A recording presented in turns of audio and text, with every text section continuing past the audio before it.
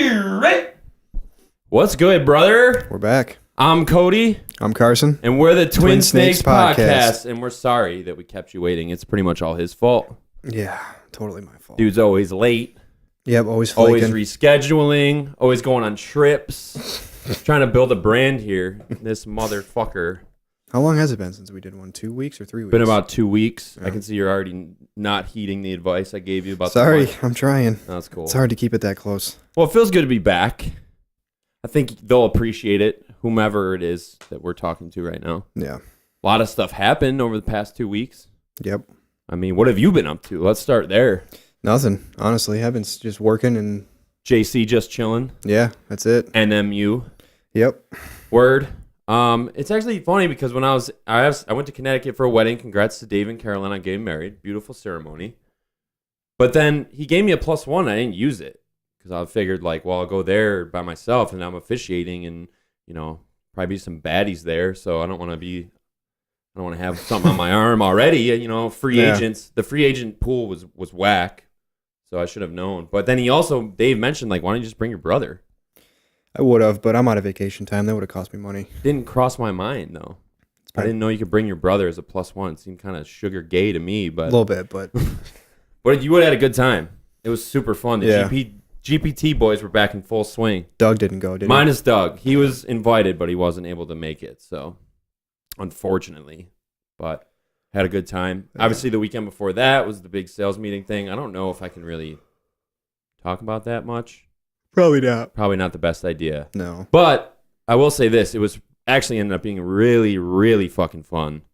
And I feel like the whole thing is just like a setup to like expose people because they just like, it's like they want you to party hard and like bond, but then like, you know, someone's going to take it too far. Mm-hmm. And someone did. So there's always the one. It's like, it's bound to happen though because they put you in such a precarious position. Yeah, they want to see who fucks up. They want you to unwind and like, can you handle like being let loose a little bit with everybody? And then like you get to see everyone like in an alternate reality too. Like that's always weird too. It is weird. Like when my old manager, he had a cookout at his house and invited a bunch of us, and we went and like people started getting drunk, and it was just it was just weird to see that because you never see them like that. No, like they're all reserved and shit at work. Yeah, it's always just everything's about work. Right. But then you see them like getting shit faced, and it's like holy shit, these are actually real people. Like they actually like to have fun. Yeah, and everybody was joking around, having a good time, and laughing. And I guess it's different for me because I feel like I bring like some of my character to work. Like I kind of fuck around at work a little bit. I like to laugh. I like to make it fun. Yeah, I'm not like zoned in. Right.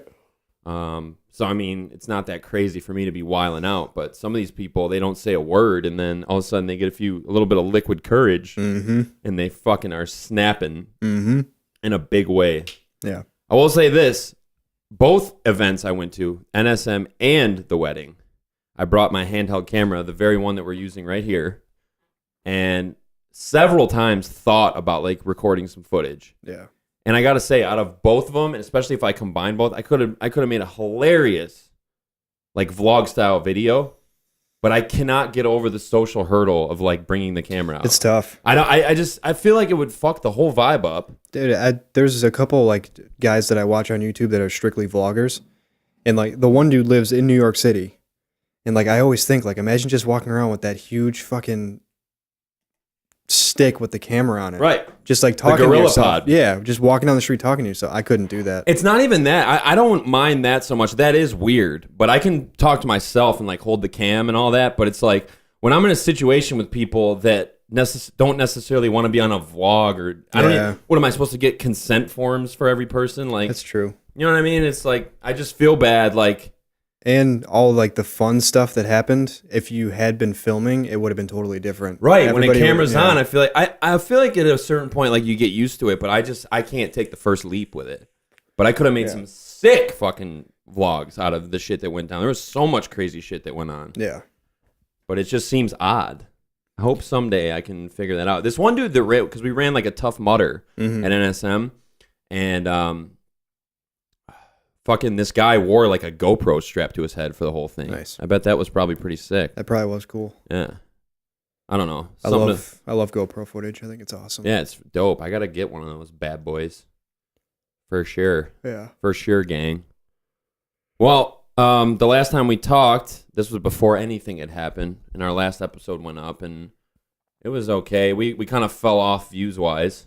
Definitely. But I think a big part of that was probably, I think the first 2 times we had like a relevant thing we were talking about. Yeah, well, we had Kill Shot, and then we had the first one, and Kill Kamikaze, Shot. the second one, Kill Shot. So we were kind of banking off that, because we actually, on YouTube, it'll show you the breakdown of all the views, where they came from and shit. Right. We had a lot that just came from searching certain terms or like related videos and stuff. Yeah. Only half of them were from links or directly, which means that only half of them came from people that we actually know. Going through us to get it. Right. So it's cool. Which is why we're going to talk about something relevant right now to try and scrape some of the views and get back to where we were previously. Yep. So I don't know how in tune you guys are with this whole deal. If you're not in tune with it, I think both of us would suggest that you get in tune with it, because it's interesting, and it's pop culture. Like it's important. Yeah. Shane Dawson, YouTuber, doing a docu-series on Jake Paul, who you have to know who that is, right? Yeah. Can't not know Jake Paul. Everybody knows who he is. It's every day, bro. And it's been a wild ride, because it's that's really the thing I like the most about YouTube, is that it's not only like a media platform, but it kind of it has like a sports, not sports, but like it has like a roster, right? So all these creators interact with each other. Yeah. And they like talk to each other, and there's like beefs that develop, and everyone reacts to what everyone else is doing. So it's almost like, you know, obviously there's been diss rap songs, but it's like there's like that beef element. It's a weird, YouTube has become like a weird place. It's awesome. It's hard to explain it, but it's like there's so many levels to it. It's awesome. It's the coolest thing, because I just think about it. Like, I don't really watch TV aside from football. Yeah. And I don't really watch movies. I don't really watch shit on Netflix. And I remember even having a conversation with a couple of my friends like a few months ago, probably. I don't know why this sticks out, but they were like, tell me about all the series I need to watch. And like, well, what do you do? What do you do with your free time? And I couldn't think of the one thing I did, because I watch so much different shit on YouTube. But really, it's YouTube. Yeah. That's where I like live. Yeah, that when I get out of work, that's what I do. I sit and watch YouTube videos. I Chromecast off my brand new giant Galaxy View. Yep. And fucking just watch YouTube. And I always have. Even before I was into like YouTube creators, like it would be like O&A clips or whatever the case may be. It's just like, I don't see the need for anything else if you have YouTube. You can just watch anything. I don't even have cable anymore. No, there's no need. I mean, a lot of people are switching. Yeah. Like we'll use Netflix and stuff if like for Stranger Things, because it's a Netflix original. So you can that's only how watch they it get there. you. Right. But other than that, other than a couple of shows that are just strictly on those platforms, it's YouTube. That's all I watch. Agree. So, two of the biggest YouTubers probably, Shane Dawson, Jake Paul, doing a docu-series on Jake Paul, and like Jake Paul's been the source of a lot of controversy, and he's the reason why a lot of other people have been able to get famous on YouTube, just reacting to the shit he says. Yeah. I've said this before, but I feel like he's kind of the patriarch of the entire influencer ecosystem. Yeah. Because so much comes from him. You think about how we found out about Tiny Meat Gang. Yeah. Jake Paul. I mean, almost any YouTuber that I'm super into.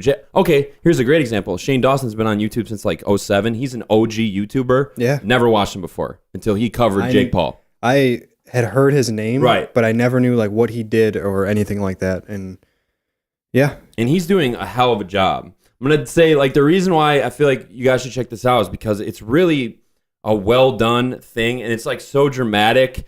And you don't even really need to know the backstory, because he explains the whole backstory, because Shane Dawson doesn't really know the backstory either. He just keeps hearing Jake Paul's name. Right. And he keeps hearing about Jake Paul controversies and shit like that, and the boxing match and all this different stuff he's done. I feel like a lot of people are probably in the same boat. Yeah. You've definitely heard Jake Paul's name, but it's like, who is this guy? How did he get famous? What does he actually do? A lot of people actually hate him. And they've never even watched his content. They just go based off of he did this and he did that, and they're like, oh well, I fucking hate that guy. Exactly. You could ask a person like, oh, do you know who Jake Paul is? Yeah, I hate him. And it's like, well, why? It's like, well, he did this and he did that. Well, when's the last time you watched any of his YouTube stuff? Well, I never have. No, most people haven't.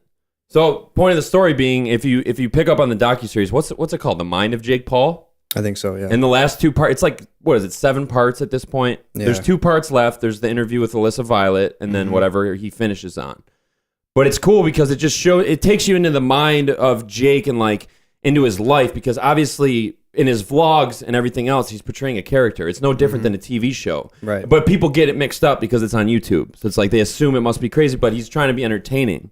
Right. They think that's who he really is. Right. Which is what almost he wants you to think in a weird way. Like that's kind of the whole point of the vlog and what he and the craziness and all that. Like it's so clearly a gimmick, obviously, but he's very good at it. And I think one of the biggest problems too is that, like if somebody plays a character on TV, they're just that character on TV. Everybody knows that's not really them. Right. But YouTube, like if you're a vlogger, people expect you to just be like, this is your daily life. Right. And you're just filming. And nobody's daily life is like that. No. You know what I mean? It all comes back to, it's just like pro wrestling. Like everything, pro wrestling is the perfect microcosm that represents how entertainment works, but it's the only thing that admits it's a work. Right. It's the only industry that you know it's fake. Right. And you know that going in, and the way you watch it changes because you know that. With like movies, with TV, you allow yourself to get lost in it. And with YouTube, it's like the lines are blurred because it's an actual person, and it's just crazy. So the docu-series basically covers the whole fucking thing, and it's really good, and it's kind of it's like blowing up right now. Like there's a lot of people fucking talking about it, either in a good way or a negative way. Like some people didn't even like that he did a series on Jake Paul because I guess most Shane Dawson series tend to like not glorify, but like make these people like sympathetic figures, but with good reason. Yeah. And I've gone through and like watched, like I watched the Tana Mongoose one. I watched the one with Graveyard Girl, whatever ones he's done. And like he does such a great job of like unveiling these people. And and that Graveyard Girl, Emily used to watch her stuff all the time. And she's, from what I've heard, she's done some pretty shitty things. Oh, really? Yeah. I don't know anything about that, so I'm not gonna say necessarily whatever. I don't know what you've heard, but and like there was a time where she was like really popping and had like over 1 million subscribers, and then like she did some shady things. She's got like 8.9 mil right now. Yeah. This is post Shane covering her, and then her subscribers dropped below 1 million for a while, but then she brought them back, and I think she tried to like change up her style and like do different stuff, and like her manager had to come in and be like, no, listen, this isn't working. Like you're losing subscribers. Like just go back to what you were doing before. It's a hard fucking terrain to navigate. Yeah. Obviously, we don't even know at this point. We're trying to figure it out ourselves to like gain subscribers and get views and all that, and figure out what we can do to like just get. I would like to get 100 subscribers. Yeah. And obviously, that's where you set the bar small at first. You know what I mean? But one thing I wanted to say, I actually watched Logan Paul's response to Shane Dawson's first couple parts. And Shane Dawson's first couple parts got criticized because his whole thing became like, I want to find out if the Paul brothers are sociopaths, right? Which is pretty heavy shit to lay on someone that you don't know. I think this person's a sociopath. You know what I mean? It's like watching Jackass and saying like, oh, Johnny Knoxville is a sociopath. Like, look at what he does to himself. He doesn't care.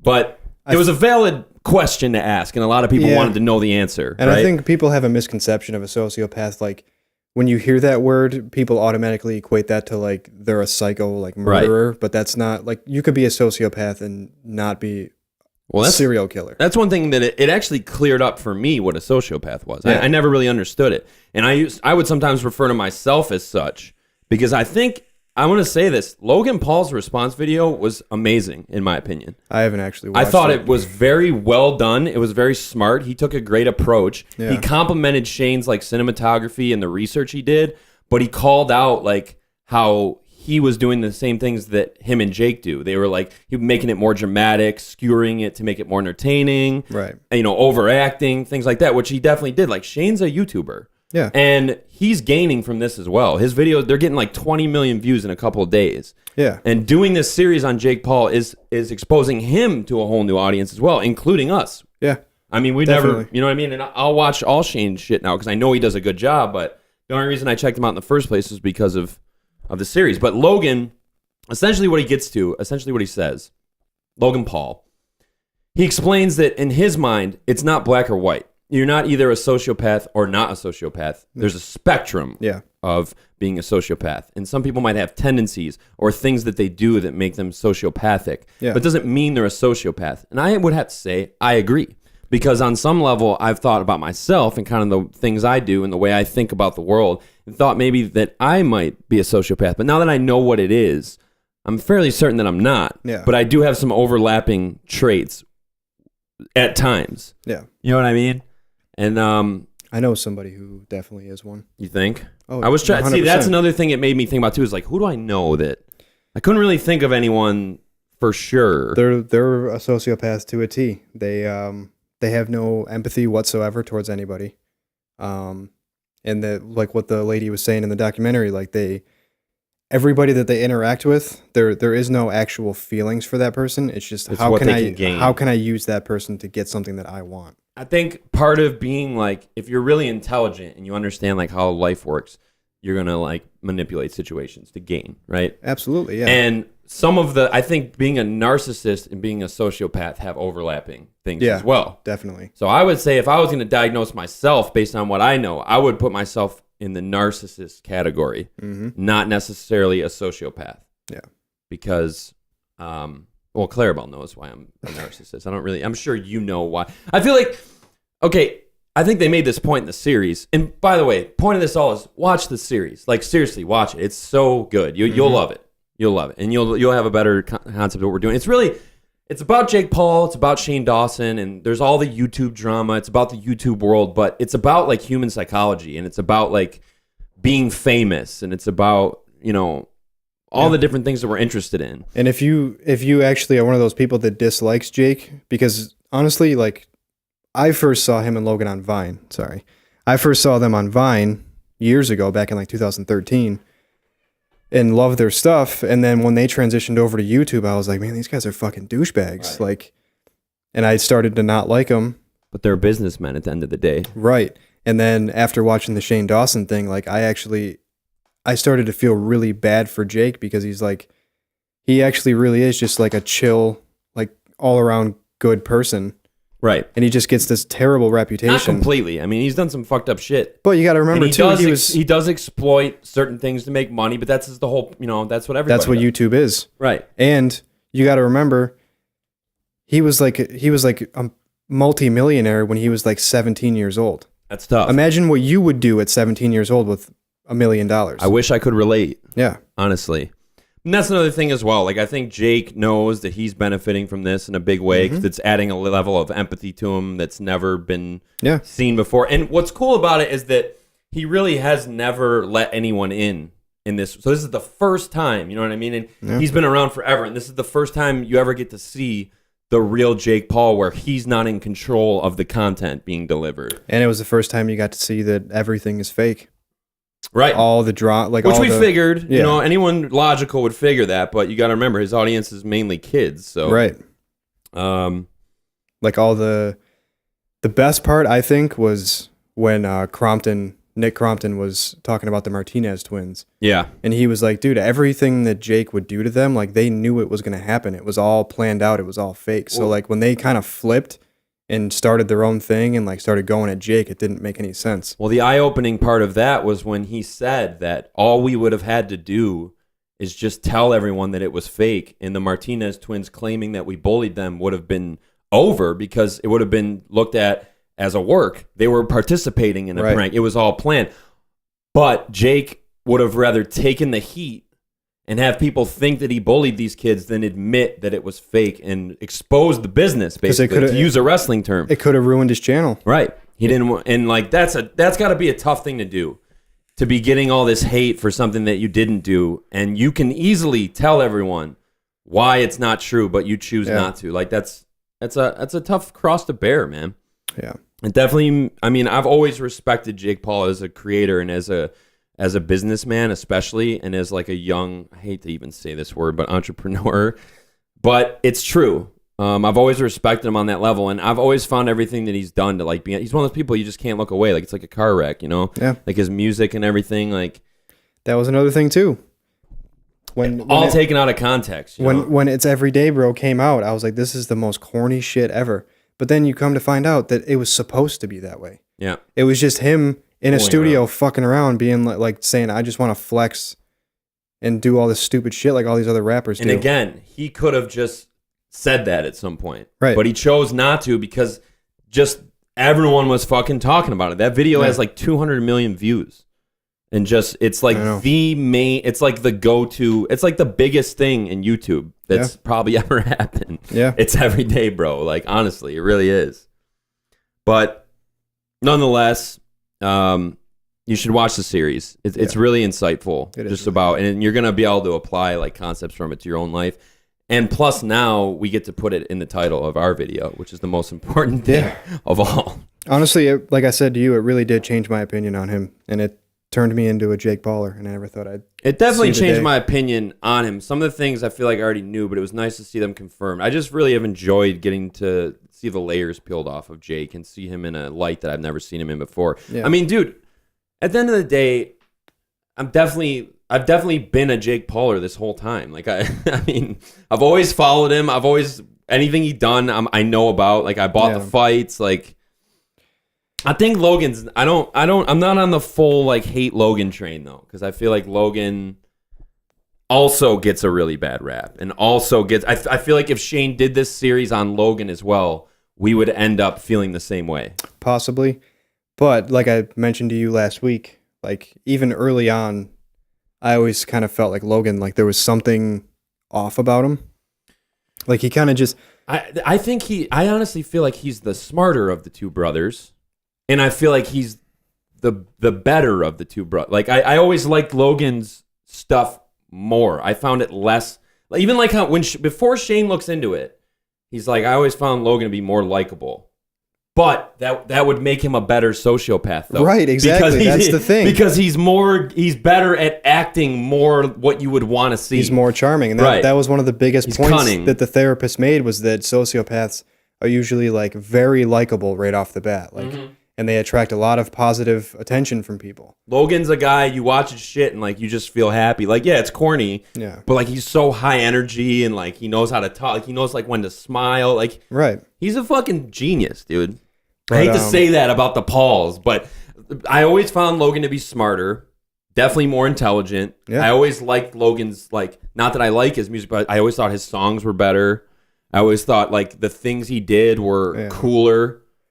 Even on the fight card, you know, it's like Logan fought KSI. Right, that was the big one. And like, you know, like Logan to me was always the better brother, but at this point, I feel like Jake's my favorite.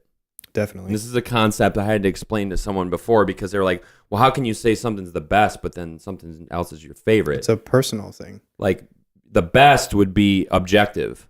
Right. Your favorite would be subjective. Well, you should have explained it as, well, who's your favorite football team? Right. Why isn't it the Patriots? Are they the best? Yes. That's exactly what I said. I said, one example, AJ Styles, I think, is the best wrestler in the WWE. It's not my favorite. That's Seth Rollins. Yeah. Tom Brady is the best quarterback in the NFL. Also my favorite. Mm-hmm. So they can be different or they can be the same, but they're quantified differently. Yeah. Something important to keep in mind for you guys out there. So we wanted to just not be the best podcast, but your favorite as well. Yeah. Most importantly. But make sure you smash that like button. Wow.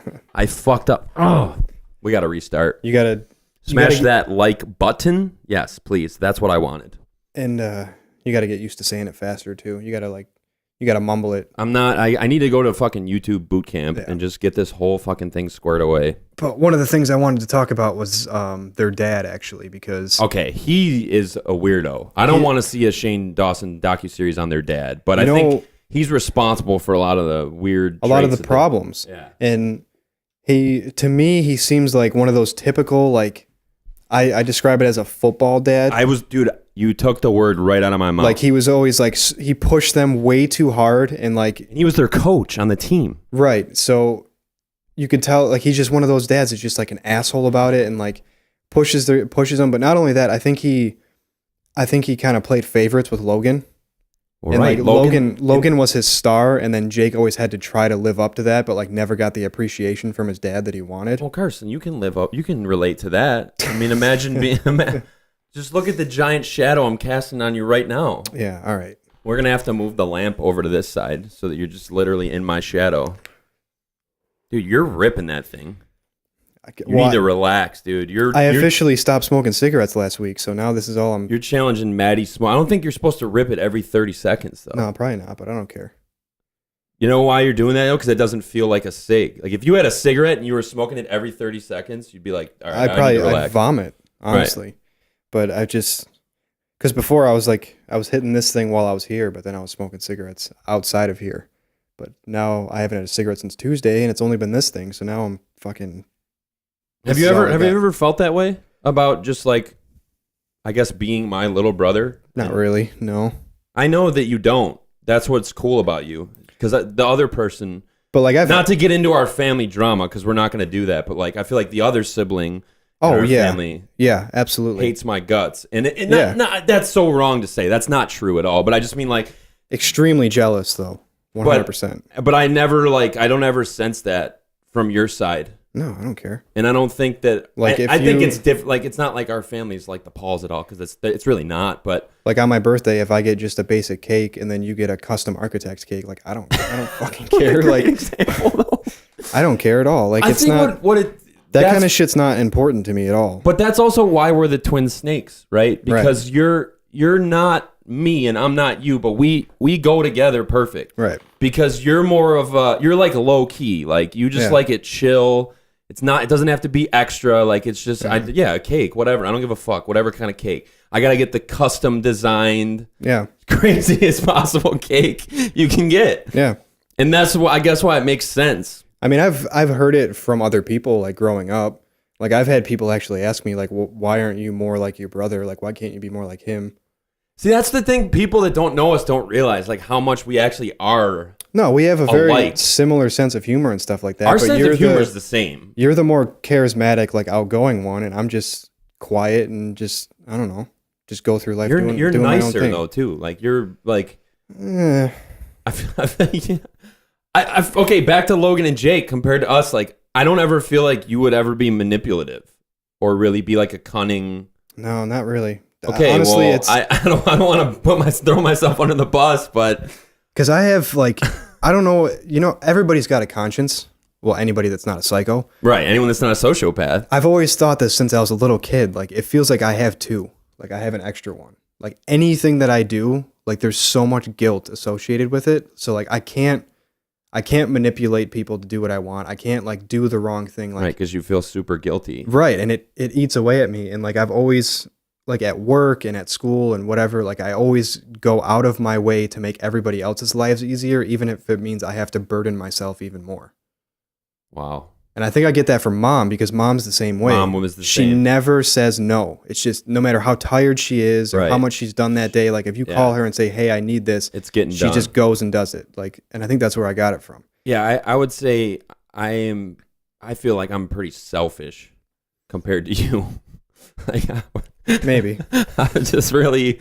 I kind of touched on this before about being like a narcissist, but I just like, I find myself to be the center of my universe. Yeah. And it's just gotta like, but I'm also really empathetic and I am caring. Like, I have a hard time saying no as well. Yeah. I just don't think to that extreme. Like I am cunning and I am very much like, I'm always aware and I'm always thinking of situations and how to navigate. It's like, just like knowing the game. It's all about the game and how you play it. Right. Yep. So like for me, a big part of figuring out the game is figuring out that you can't not play because the game exists. We're all in the game. Yeah. So if you don't play, you lose. So I guess this is just about figuring out how to play. That's always been my thing. It was just figuring out how to play. I've been pretty much losing for 24 years because of the way I am. That's why I'm still stuck where I am with my job. That's what I mean. Like, it's such a weird. I didn't know we were gonna like compare ourselves to the Pauls. It's kind of a cool thing that came up out of nowhere. I mean, we are brothers, so why not? It's kind of an interesting way to look at it. But you know what the shitty thing is about being the way that I am is like when you do finally say no to somebody for something, it's the end of the fucking world. Like everybody else. But that's also why. Like, okay, if you're really nice like that, this is why I try not to find myself in those situations. Though people like me, maybe, or maybe. Like someone you were referring to earlier, an actual sociopath, they're going to take advantage of someone like that to the extreme. Yeah. Because they're going to know that you feel guilty about it, and they're going to absolutely try and exploit that. And because of your guilt and your willingness to acquiesce to what they want, you're going to end up doing it and shit. I've made a huge effort over the last, like, probably 6 or 7 months to try to change that, like, especially with work, because I got totally taken advantage of at work. Like, anytime that the store needed to be opened, It was always me. I'd end up working like 9-10 days in a row, like working all the way through the weekends, working every single weekend. And then one day I was just like, I'm fucking done, dude. Like somebody else can cover. So like when my manager would ask me, hey, can you do this? No, I can't. Feels good to finally do that. It did right? feel good, but me and him were super close, and like now our relationship's kind of strained and because that's what like you want to avoid that at all costs. But everybody else can say no to him all fucking day long. But if I say no one time, then it's like we're not cool anymore. You bring up such a good thing, and that's why I always, in any relationship, whether it's with work or with another person or with a family, whatever it is, power corrupts, right? Mm-hmm. So if you give someone the power to abuse you in some way, not abuse, but take advantage of you in some way for their gain, they're going to continue to do it. Yeah. And you can't get back your ground. Nope. Once you've given it up, it's gone. Nope. Right? And especially with a job, if you go in there and, because like when I'm at work, like I'm getting paid to be there, I can't be like a lazy piece of shit because I'll feel guilty about it. So like if something needs to get done, you're just going to do it. And I know that I did it the last 15 fucking times, I'm still going to go do it because I can't stand the fact that it's not done. Even though you know it's fucked up that I have to do this again. Even though you know that, you're just going to do it because it just needs to get done. The problem is when you set that precedent, then people expect that of you every single time. Absolutely. And then everyone's like, oh, we don't have to do anything. He's just going to take care of it. So it sucks. It's a bad spot to be in. When I get my next job, that ain't happening. No, you got to set the groundwork early on. Yeah. If somebody tries to pull some fucking shit, like, oh, can you do this? Like, nah, dude, I did it last time. It's your turn. It sucks because, you grow up and what you're taught is just like be a good person and always do the right thing and, always work hard and, be polite to everybody. And you slowly realize as you become an adult that like that's a great way to just get stepped on your whole fucking adult life. Yeah. You know what I mean? Like nobody teaches us actually the psychology of how to like win in life and how to be on the winning side. And people who go out of their way like that, like you end up developing a lot of rage because like people just continuously take advantage of you, and then eventually you just get fed up with it, and you're just now I'm to a point now where I don't give a fuck anymore about like especially at work and stuff. I don't fucking care. You finally hit the tipping point. Yeah, like like if there's truck. Dude, there was like a 3-year period where me and my manager were the only two people putting away the truck every week. And I got to a point now where I'll do 2 skids and I fucking leave the rest. And what people do is touching it. The other people are just like, oh yeah, they do it. Yeah. So they don't even think about doing it. Right. Because it's just like, oh yeah, they do it every time. And now I'll leave it. I'll leave it all fucking week. And that's what you got to do. Yeah. That's what you got to do. There's just givers and takers in the world, honestly. I'm trying to turn myself into a taker. It's a balance, man. It's a tough balance. I'm trying to turn myself into the Undertaker. I'm going to turn myself into the taker. I'm going to start taking souls. Oh, man. What's the great taker quote? I don't talk about taking souls. I just do it. Like, wait, but dude, you just talked about taking souls. You literally just said. Yeah. Speaking of The Undertaker, there's one line that he said, like, it must have been like 5 or 6 years ago, and it drives me nuts. I still think about it to this day. He's cutting a promo, and he says, you can't kill what won't die. Like, why? Like, dude. Why not? But here's the thing. You're the dead man. You should have said you can't kill what's already dead. It fucking drives me nuts. I want to, like, fucked up on that. If I ever see him, I'm going to be like, dude. Everyone else is freaking like, oh my god, Undertaker, can I get your autograph? He comes up to you, you're like, dude, I gotta talk to you, dude. Like, dude, 2012, whatever. Raw episode 737, dude. You said you can't kill what won't die. Don't you fucking realize, dog? You're the dead man. You dumb fuck. What's wrong with you, dude? He's like, man, no one ever put it to me like that before. Like, wow, we become boys after that. Before. I never realized. God. I guess my promo skills can rest in peace. Is he really coming back again this year? Dude, Shawn Michaels is coming back. I know. I saw Taker's back too. I saw something with Triple H and Shawn Michaels versus Kane and Undertaker. Yeah, Brothers of Destruction versus DX, dude, straight out of 1998. Dude, that match could end up being amazing, or that could be the most decrepit, like... I can't see how it could really be bad, but... Well, I think it'll be good because... I know Shawn will bring it. Triple H is fine. Taker just wrestled Triple H. And plus, those two guys are going to know how to make it work. Like, I think with... That's what I'm saying. They know how to do it. with Undertaker and Roman, like, Oh, yeah. that was That was something else. I felt so bad for Roman because I know, dude. That sucks so bad. like you get to face the Undertaker in the main event, and it's like, and you That's fucked huge. it up. Like, yeah. And I don't even think it was really his fault. I No. think it was no, it was the 70-year-old fucking Undertaker. so sad. I will say this, and we really are bold. Like we come in here talking about YouTube drama and switching over to wrestling, which is just hilarious. Yeah. But I want to comment on Shawn Michaels came back. He's probably like 50, something like that. Yeah. He retired in 08. His hair's gone now. Mm-hmm. And like there's a lot of slander getting thrown around like, oh, he's fucking too old. I don't want to watch these old men wrestle and everything. It's like I feel like in every industry, like, and it happened with Eminem too. So this kind of ties back to what we were saying It definitely in our does. first episode. You cannot just write off. I mean, we live in such a moment by moment society. We've talked about this on the podcast. Every day, new news story. Then we move on. What have you done for me lately? Every day we're calling someone else the GOAT. Yep. Like it's just instantaneous. The microwave era. Wade, shout out Wade. It's a perfect way to describe it. And like, how can you hate on Shawn Michaels, dude? Like, and there's people who like say, oh, I want to see this guy from NXT, not Shawn Michaels. Like, do you understand how fucking disrespectful that is to a guy who built the industry? Like, we really are ageist. Like, we favor youth so much, and we'll disregard somebody's entire legacy because they're old now. Right, and because maybe what they're doing now isn't as good as what they did when they were 28. But, dude, like, you gotta respect Shawn Michaels and like give him also like he went out on a high note. And you know, it was like a perfect ending against Undertaker for the second time in a row. Hasn't wrestled since. You don't want him to like disparage that like Ric Flair did, but does it really matter in the end? And like, shouldn't he, for all he's done for the business, and the same goes with Eminem. People say stop rapping, you're too old.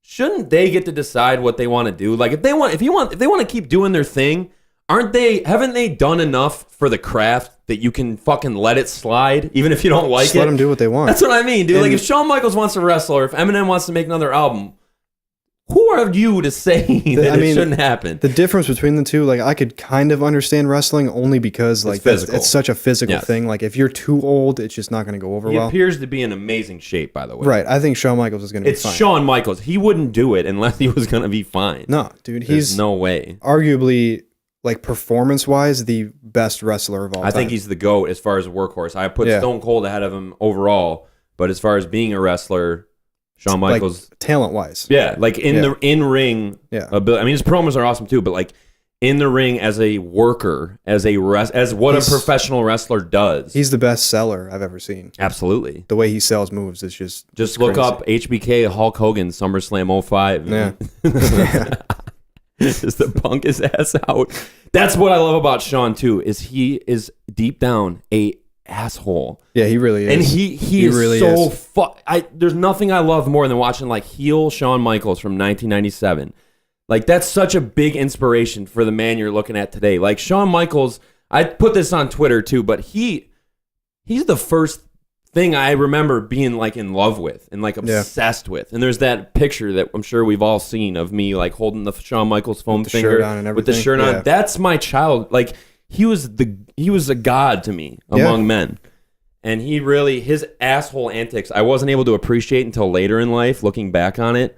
God, what a dickhead. Like when he would go to Canada and stuff like that, the things he used to say, and he used to just make this face, like just this like, I can't even describe it, but just like you want to knock his fucking teeth out. Yeah, and a lot of people did too. A lot of people did. Absolutely. But one of my favorite things though is just him and Bret Hart rivalry. That's the best. Because honestly, I fucking hate Bret Hart. Do you hate Bret Hart? I hate him so much. I can't stand him because he's just one of those dudes that's just like. He's so serious. He takes himself so seriously. He can't joke around, and like everybody's out to get him all the time, and like he's always got the shit end of the stick, and it's like, no, dude, maybe if you just lightened up a little bit, like even Undertaker had to be like, dude, it's not always about you. Bret has a stick up his ass. He took shit too seriously, and it's pro wrestling. Yeah, that's why Shawn was cool because he like made fun of himself at times. He was funny. He was like fun. Like Bret was never not serious. And look where each career ended up. Big facts, homie. Bret Hart had to go to fucking WCW, one of the biggest flops in wrestling history. I feel bad for what happened there, but and then he almost got killed by Goldberg. Oh my god. Let's kick this fucking head off. We're getting too inside with the wrestling shit, I feel like, but Yeah, this is where people. I like we were able to tie. I think we were able to tie it in with the Eminem and the ageist bullshit. Like honestly, you got. This is what I'm sorry to cut you off. I feel like I probably do that a lot. We already talked about how I'm the maverick of the situation, so I'm just flying through. Which is why you should have let me get the white hoodie. Yeah, we really fucked up. You'll see what we mean. We got hoodies, but we got the wrong colors. But it's okay. It's a little inside joke. But my point was just kind of like you got to keep in mind that like we're all gonna get old. Yeah. So it's kind of fucked up to just disregard people because we're all heading there. Dude, back to Eminem.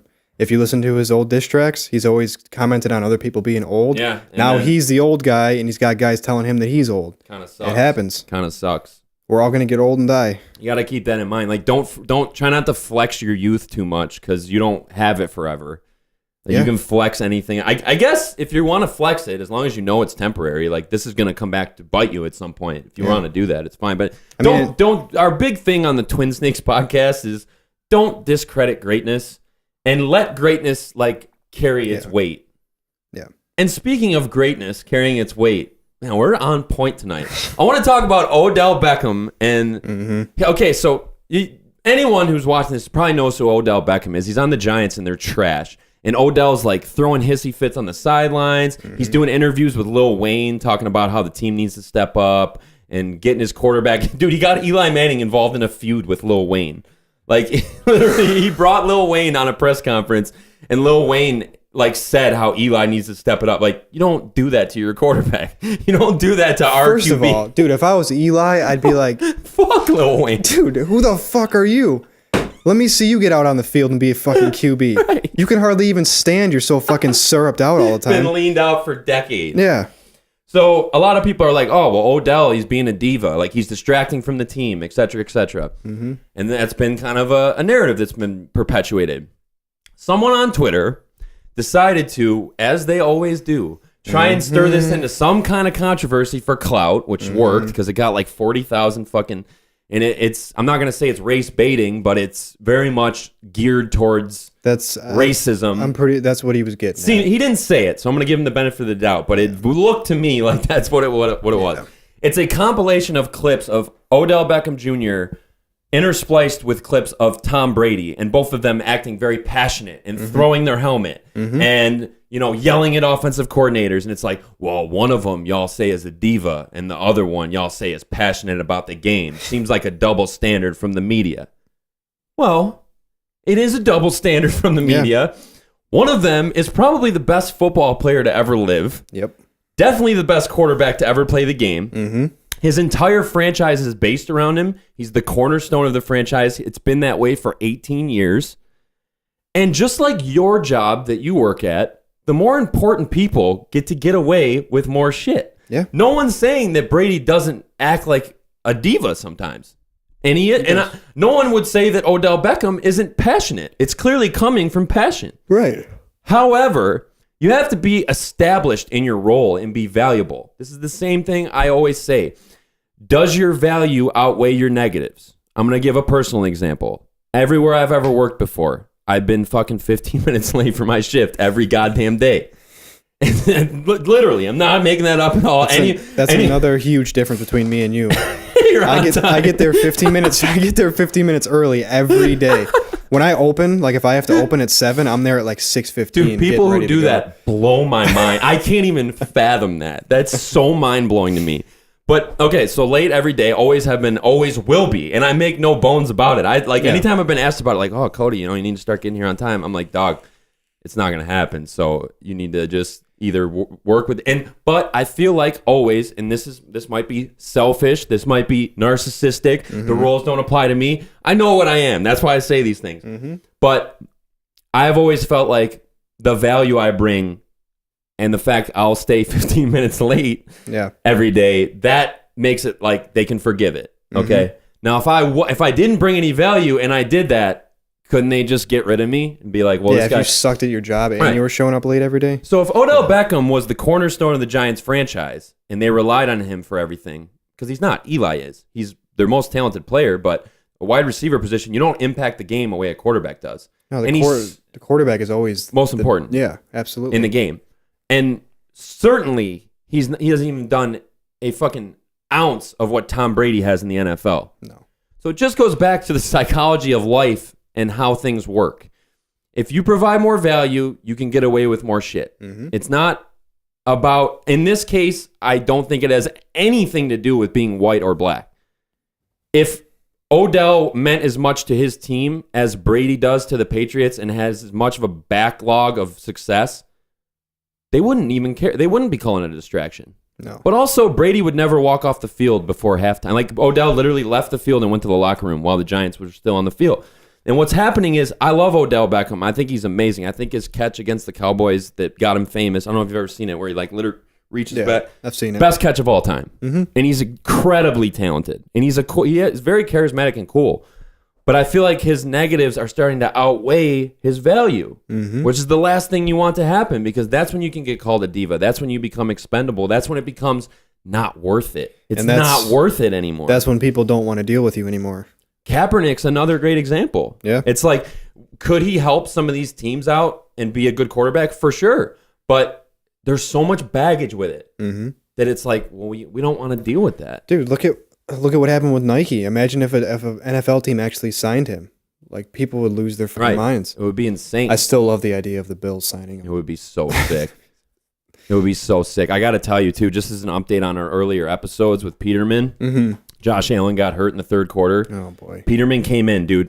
We're all watching the game at Ethan's. Peterman comes in. He throws an absolute dime touchdown. Really? We're like, oh, my God, dude. Maybe this is the Peterman comeback tour, dude. Maybe he's going to get some redemption. And I literally said, after that pass, I was like, dude, Peterman needs to retire right now. Like, at this moment. He needs to pull Avonte Davis and go retire right fucking now. Just call it quits right at that moment. I said this. I was like, because there's no way he's topping. Like, it's only going to go downhill from here. Yep. The Texans come back and score, tie the game. They put Peterman out. There's like 2 minutes left. He's got to drive him down for the win. I'm thinking like, oh, man, he can redeem himself right here. Pick six. Right away. Right away. Dude, so I wonder if maybe he's colorblind. He can't tell which jersey. Yeah, maybe he's just accidentally throwing it to the wrong. He threw a touch. Like, he thinks the dude's wide. Like, why is this guy so open? Pick six. It was so deflating. And then they get the ball back because the other team just scored. So then they kick it off, give him the ball back. A couple plays later, picked off again, ran right down to the goal line. Just let him off the team, dude. Put him out of his misery. At first I felt bad for him, but he might just really be bad. It was crazy though, because the ball he threw for the touchdown was just amazing. Maybe he's one of those people that like he's just got that like such bad anxiety. It's that mental, it just dude. Fucks him up. It's like mental. He made that pass. And like he was probably super psyched on it, but then he was like, "Fuck! Like I got to do it again." Yeah, like, yeah. Because then it got tied up, and there was only 2 minutes. I was like, "Oh, dude, this is now it's on pressure. me." Like, yeah. Right, because when Allen got hurt, he came in only because of the injury. No pressure, no expectations. He just came in and was slinging it. Yeah. Then it got down to the 2 minute drill, and it's like, "Oh fuck!" Now dude. I got to win the game. Fuck, dude, I can't handle this shit. He's broken mentally, and there's no coming back from that. Yeah. Poor bastard, man. He just Peterman on us again. That's Peterman. bad, I thought the man. Peterman saga was over, but no, it's still going. That is too bad. Where it's oh fuck, dude. Is it not recording? Something happened. No. God, I feel like it got all that. Where did it stop? Shit. Hold on, give me a sec. We'll just pick right back up where we look. I think it got.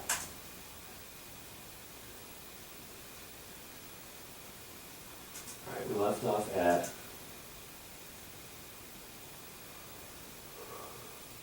Yeah, I got everything, so we're good. Okay, cool. So I'll just have to edit the video, I guess. I was gonna say, hopefully you didn't jinx your fucking laptop. I know. That was so weird because it was almost like. Okay, we're back. Sorry about that, guys. It literally just cut out. We're picking up right where we left off. It was mere seconds. But what was strange about that was it was almost like just me looking at my computer made it freeze because it got the last thing I said. Yeah. But what we were talking about earlier is all my gear's really old. I got my laptop in '09 when I went to Full Sail. My M-Box is from 2012 when I started working at Avid, and like my shit's getting up there in years. So at some point, shit's gonna die off, and it's not gonna be good. So, did you have a clout chase of the week? I did not. I forgot about that. So mine's going to Jimmy Butler. He plays for the Minnesota Timberwolves in the NBA. He's been having some controversy with the team and his status with the team. People have been thinking he's going to get traded. He shows up at practice, grabs all the third stringers, and absolutely dunks his nuts on all the starters. Just completely balls out on all of them. And then there's sources say that he was yelling at the GM and coaches like, "You fucking need me, you fucking need me," as he's dunking on the other starters on the team. Dude, they were probably terrified. Dude, I wish there was footage, honestly. And I don't think it was fake. I think he really did it, but it came out later thanks to Wade again. Wade's like our fucking ace in the hole, dude. How does he even get all this insider info? I know, dude. He's always got the inside scoop. He's fucking working for the NBA. But I found out that he had a SportsCenter one-on-one interview booked. Perfect. And then went on and did the one-on-one. So he obviously was creating a buzz. That's the cloud chase of the week, but I got to say, I like that cloud chase of the week. I'm kind of a fan. And he's our brother, too. He's the third snake. He's like solid as snake. I know. Jimmy Butler, dude. I mean, he's part of our family. It's crazy. The Butler gangs. I didn't know we were related until just recently. Yeah. Found out we were distant cousins, dude. It just makes me wonder why I suck so much at sports. Yeah, he got all the good sports genetics. Not really sure what happened there. The reason why I popped in here in the first place, which, yeah, we're back on track now. Just wanted to see where we were at. We're very quickly approaching an hour. I wanted to talk on Trump and Kanye a little bit. Yeah. Let's kick it to you to start this one out. What were your thoughts on this whole ordeal? Because obviously people were flipping out. It was kind of surreal that it was even happening. But I mean, just the fact that they were meeting. Yeah. The whole thing was just surreal. Didn't that already happen once though? There was already. They did it already. Yeah, there was already a photo with Kanye and Trump. So before you start, give a quick shout out to DeFabio. What's up, DeFabio? Thanks for watching. Thanks for watching. We love you, man. We love you. I'm gonna send that to him real quick, and then you'll see it again on the podcast. But go ahead, Kanye, Trump. Go ahead. They already met up with each other. They took a picture together, and people were flipping out about that originally because they couldn't believe that Kanye was supporting Trump. They couldn't process it, and that seems to be a common theme too. Like anytime a black guy supports Trump, like people lose their minds, and it's like, but you got to remember that these are individuals. Yes. Their skin color does not define their either religious or political beliefs. Like they're their own person, and he feels strongly about whatever Trump is doing. Just let him do his thing. Yeah. Like it's not that big of a deal. It's not. It doesn't matter that much. No. And people, it just comes back to people want their icons and their goats and whatever to be exactly what they want them to be. It's never going to be like that. And to check every box on what they're supposed to be. There's people who are saying I'm never listening to Kanye again. How can you maybe don't agree with Trump, maybe you don't agree with Kanye supporting Trump, maybe you find it disgusting. Yeah. But how can you not still view Kanye as a genius artist and appreciate his music if you felt that way before? You obviously didn't really like it that much. You just kind of liked what he was I don't like everything Eminem's into. I don't like everything Eminem's ever done. No, definitely not. Again, the value outweighs the negatives to me. You know what I mean? So I'm not going to fire him. I hate when people do that, when they pick something about someone's personality and then say they don't like their music anymore. There was a girl in college that it was the opposite thing. We were in the studio during recording class, and we're talking about the Dave Matthews Band for some reason. DMB. Yeah. She was like, "Oh, I used to hate the Dave Matthews Band until I met him." But why? I don't. How does that correlate? Yeah, I don't understand how meeting him in person changed how his music sounded. It doesn't. It's very odd. Yeah, it just shows how much more is into it with generally people with music. Yeah. You know what I mean? It's not just what it sounds like, and we've exemplified that several times. I like how the more episodes we do, it's like we're building off of things that we've already said. We're literally laying down the Twin Snakes code of honor and every concept that we talk about, it just it relates somehow. Exactly. Yeah. The Trump Kanye thing for me, I thought it was really surreal, and I think Kanye's clearly out there. Yeah. But Dude, when you see the picture of how fucking happy he looks to be with Trump, I know. like, dude, how can you hate on that? Like, He looks like a child, like a little kid. really, Like, dude, it's funny because he's wearing the hat like kind of sideways. I know. It looks like one of those like helicopter hats. He looks like he's fucking 5 years old, and he's standing there like, "You made me feel like Superman. Yeah. You gave me a cape." I'm like, all right, dude. First of all, this dude's off his fucking rocker. But we've known that though for the longest. He's done so many things that we don't like. I feel like getting upset about it is immature. This goes back to like the burning clothes thing again, tying it in, like burning your Nike shit. Reacting that way is so irrational and emotional. Like, why do it? you know, Just let it go. Yeah, you know, Kanye actually is bipolar, right? Makes Like, sense to diagnosed, me. and I guess Makes sense to me. people were close to him were saying recently he hasn't been taking his meds.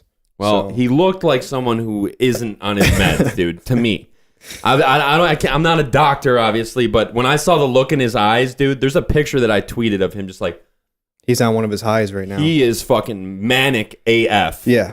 Did you see his SNL thing? The stuff that happened with that? Are you talking about the performance with Lil Pump? No, I'm talking about what happened backstage. I didn't hear about that. Okay, so he wore his Make America Great Again hat, Of course, dude. It makes him feel like Superman. and everybody like on the show was like going to his dressing room like, you can't wear that, you need to take that off, this and that, and he basically said, no, I'm fucking wearing it, I don't care. So the big thing is like, I feel like one of the main things against Trump and his regime is like, oh, we're turning into an Orwellian, like we're turning into a dictatorship.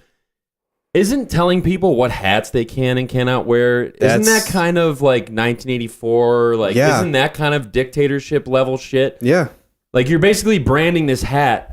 This is the best part to me, and I still can't get over this. The hat says, "Make America Great Again." Yeah. Who, if you didn't know the backstory and you saw that hat, who would be opposed to that narrative? Like, Right. who would ever say, fuck? And they act like it's a swastika or something. 'Cause- And it's a red hat that says, "Make America Great Again." I'm not defending the hat. I'm not defending Trump. I'm just saying, think about that for a second.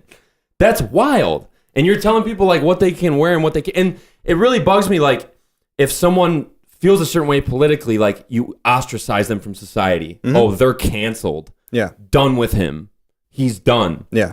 It seems so foolish and childish to me. Like, everybody had, like, life is very dynamic in the sense that there's a different, like, someone can feel a way about any number of different things. You know what I mean? Like, maybe me and you, like, agree about, like, what music we like, but when it comes to TV shows, like, we just don't vibe on the same level. Yeah. But what does that really matter? You know what I mean? Like, doesn't at all. everybody is built differently and has their own spectrum of things that they like. Yeah. So, I think, I mean, well, I don't think I know that the biggest problem with the hats, like their whole issue with it is that America was never great. And then, in fact, in the past, it was actually worse than it is now. that's literally like semantics, though. Why are you Right. you're getting mad about semantics? Like taking the hat completely out of context. Yeah. So anyway, on the SNL thing, I'm pretty sure he wore it anyways. And then at the end of the show, he like gave this big long speech and called them out on their own stage That's and said awesome. they were trying to get me to take my hat off and this and that, and I'm not doing it. But we did a free trial for YouTube TV. They have like live TV now. Yeah. And you can watch stuff that previously aired too. So we watched that episode of SNL and they cut his speech out. Of course they did. So if you watch any Again, censoring him. yeah, Censoring what he said because it doesn't align with the narrative that you're supporting. Yeah. Seems kind of fucked up to me. I feel like you should let people say whatever they want, whether you agree with it or not, right? Yeah, I don't definitely. know. That whole thing's fucked up. Like I said, I have my own feelings politically, and I'm not going to get into it. But I didn't vote for Trump. I don't vote. I literally I don't engage in politics, and I'm going to tell you why. Because I said this to my buddy Red when we were at the airport. He's really into politics, and he kind of asked me if I was voting in the midterm elections. I was like, why the fuck would I vote, dude? It's 2018. Like, the election's in 2020. he's like, no, dude. There's more. Like, Yeah. here's the thing, dude. I don't pay attention, and I'm not educated on it. So me going to the voting booth, that seems destructive and not helpful. Yeah, that's how I feel too. If I went in there and just picked a random name, I could end up like causing a psychopath to win. Right. You know what I mean? I just like, don't care, so I take myself out. Like, if you don't watch fucking wrestling and they have a pay-per-view voting on what the matches should be, like, I don't want you participating. yeah. Because you don't know what the fuck's going on. I realize that's kind of a crazy analogy, but kind of makes sense, right? Yeah. I don't want you making decisions on shit that you don't know what you're talking about. That's a major problem. Yeah. And think about like Trump's been in office for 2 years. 2 years now? Yeah. Well, he's been in almost 2 years. Yeah. He got elected 2 years ago. Yeah. Okay. So he's been in office for almost 2 years. How many of you out there have had your daily lives affected in any sort of negative way from his presidency?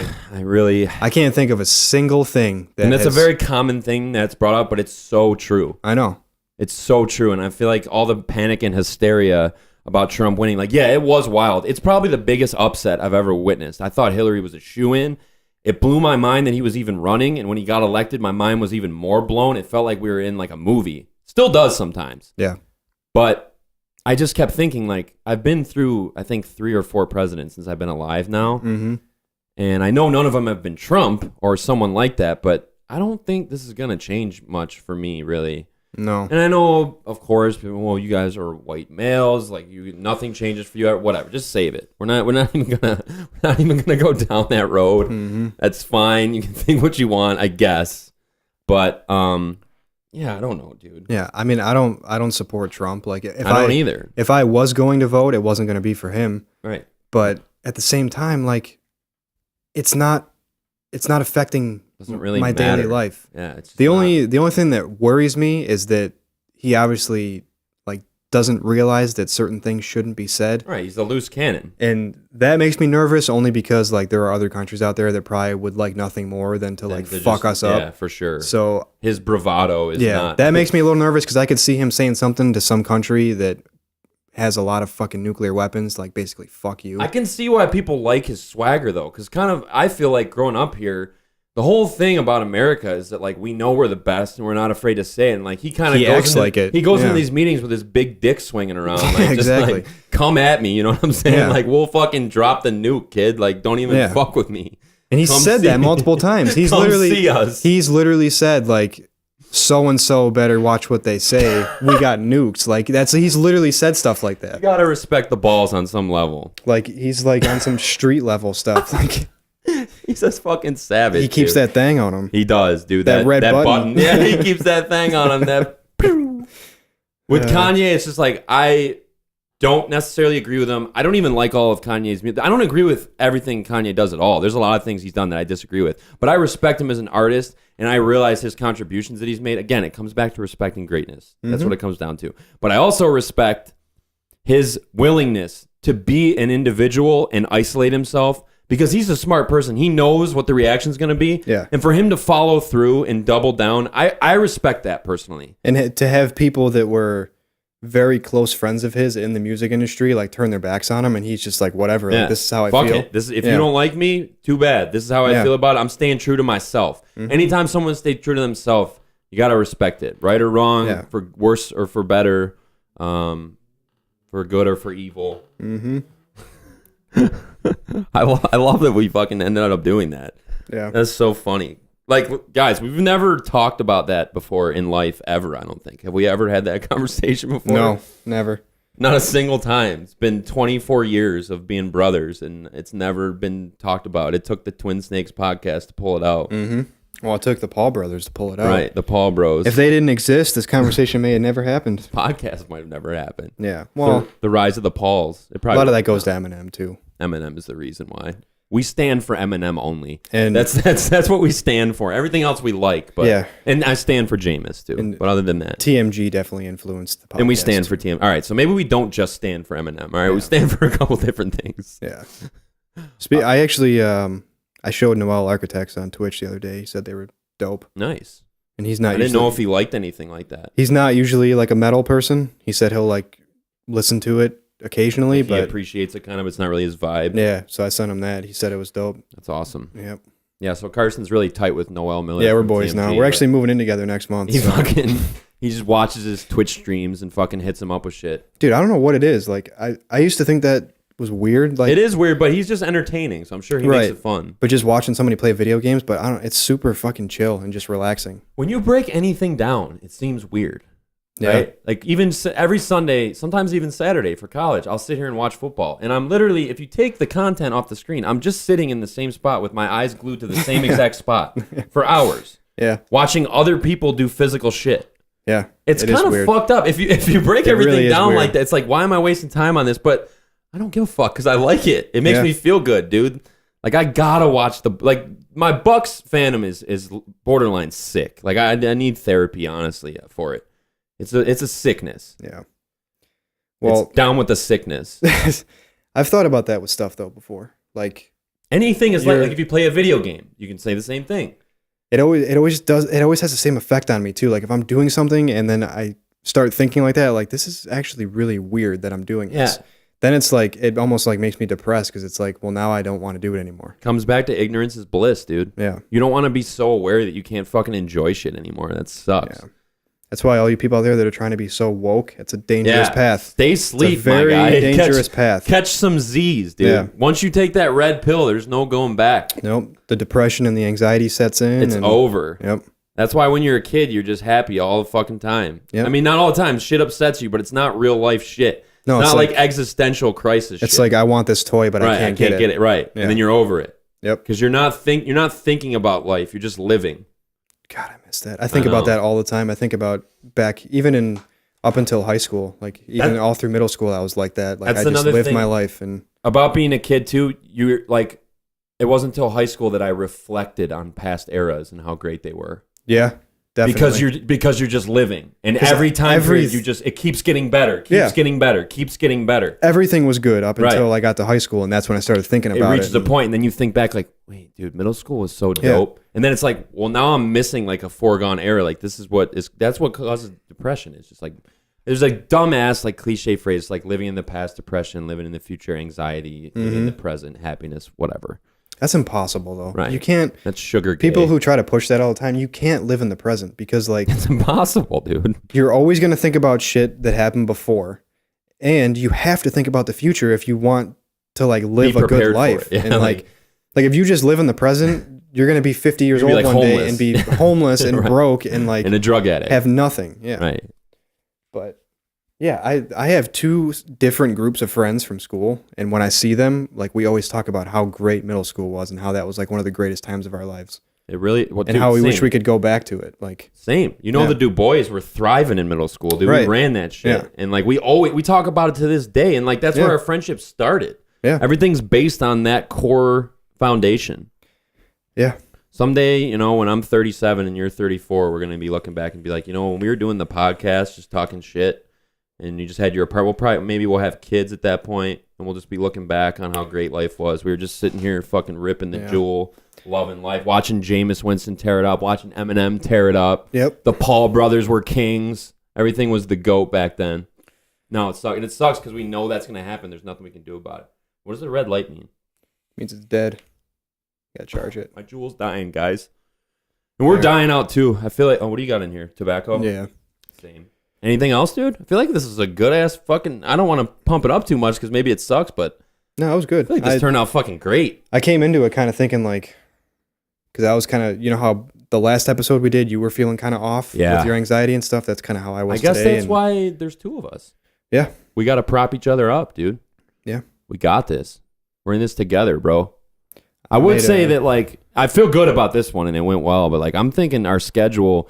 Because, like, Sunday nights are the most depressing fucking night ever. I hate them really so much. Like, I've hated them my whole life. Yep. They always have like that shit. same They have that feeling. vibe. Yeah. You can feel, I was explaining it to Mom, dude. You can feel it in your bones, like, all through your body. And there's nothing you can do about it. I've tried getting fucking high, getting drunk, working on stuff, not working on stuff. Dude, it throws off your high. It throws off your buzz if you're drinking. Like, it's just killing me right now thinking about it. Like, even if you go outside, like, even outside feels weird. It just feels like shit. Yeah. It just feels like shit. Dude, it's just impending doom. I hate that feeling. Like, I've had it since I was a little kid. Yeah. Like, it's the worst. Yeah. That's my goal in life is to not have the Sunday night feel. I haven't figured out how to do that yet. Even when I was, like, unemployed for some reason, like, Sunday nights still... Not as bad, because that's a big part of it, obviously. Yeah. But still... So I don't know if... I feel like taping... That one we taped on Thursday night, like, Thursday is maybe my favorite night. Because at that point, it's like the opposite of Sunday night. At that point, you're so hyped for the weekend, and you made it, and the weekend's coming up. Friday's not so good because for me, like, then it is the weekend, and it's not like, as good as now Thursday. I need to cram all this shit in, and I need to do everything I want to do. That's why Thursday's the most hype, because Friday's the best overall day. So you want to switch back to Thursdays? I don't know. We got to talk about it and think about it. Let's talk about it. But key thing is going to be just getting this bad boy produced and out. so that our people, ARE people, can fucking enjoy it for what it is. And anything else from you? I made a personal goal. What's that? For the next couple years. Uh-oh. I'm going to be a member of Team 10 by this time next year. Wow. That would be a huge clout grab from Carson. That'd be so sick. That would be huge for this podcast, guys. Absolutely huge. I'm rooting for it. Or at least by this time in 2 years. I want to at least be at a level where like I at least know some people like that. I think I'm going to start my own brand called Parrot. Yeah. Some other type of bird. But if we just both I just become Logan Paul 2.0 and you just become Jake Paul 2.0. I mean, it's not a bird, but it's a weapon. You call it Tomahawk. It's pretty sick sounding, actually. Pretty tough. All right, nobody steal that, please. I'm definitely fucking using it. It's already been copyrighted, actually. Has it? Yeah, I copyrighted it myself just ahead of time, just in case. Perfect. All right, well, I guess. Fuck, dude. That's it for this one. Twin Snakes are out. Man, it's every week, brah. Which, by the way, that's, I guess, our saying, and that came from Jake Paul. Yeah. So, dude, we've been Jake Paulers this whole time. We're just admitting it to ourselves. I mean, I disliked him as a person, but, like, I still had this soft spot for him because of, like, what we were just talking about, how there's certain times in your life where, like, you reflect on it and think about how great it was. Like, 2013, 2014, like, Emily got me into Vine. Right. And I was watching it, like, every night before bed. I'd scroll through Vine and just watch all their shit. And, like, I always remember that time, like, how great it was and how much I miss Vine. My biggest missed opportunity was getting on Vine. Dude, people so tell me good. to this day when they like watch my stories and stuff. Yeah. I get it to this day from random people I don't even talk to. Like, should have been on Vine. You would have killed it on Vine. I know. And I never even had one. I think I told you that when it was still a thing. I'm pretty sure I remember saying I like, just dude, always thought it was corny. You should start a Vine. I'm an idiot. I remember fucked seeing up. Vine, please come back. Yeah. I need you. I'm old now. I need a career. Please. There's supposed to be a Vine 2.0, but you know it won't be as good. I know. It's gonna be like fucking Super Troopers 2.0. It's not gonna. It's gonna be like late 90s, early 2000s wrestling. It'll never be that good again. It's such a fucking shitty fact of life. I know. Like I remember seeing Noel's fucking skinny penis Vine for the first time. Crazy. That many years ago. I remember watching him. Then I followed him and started seeing all this shit. I was like, this dude's fucking hilarious. Well, I don't want to end on a down note. Last time you saw us, I was in a weird spot mentally, and I feel like life was just awesome for the past 2 or 3 weeks, and I think it was reflected in today's episode. Yeah. And regardless of how you feel right now, you know you're going to come back around. Yeah. And it'll probably be like the yin and yang of me. So that's how it is with me. It goes up, and I feel good for a little bit. Then it dips down for like a week or two. I know I got a drop coming right now. I'm getting like pulled up the Superman roller coaster on the chain, and I'm just about to fucking tip over. It's funny with me too. There's always certain little things that I can tell it's coming. Yeah, like they're just signs. Yeah, and I'm like, oh boy, here we go. Within the next 2 days, I'm gonna fucking sink down again. And that's a shitty thing to know it's coming and know you're gonna have to deal with it. Yeah, that really blows. All right, well, we got a special guest to say goodbye. Clarabelle. Say something. Come on. All right, you heard it here first, guys. We'll be back next week. It's every week, brah. I'm Cody. I'm Carson.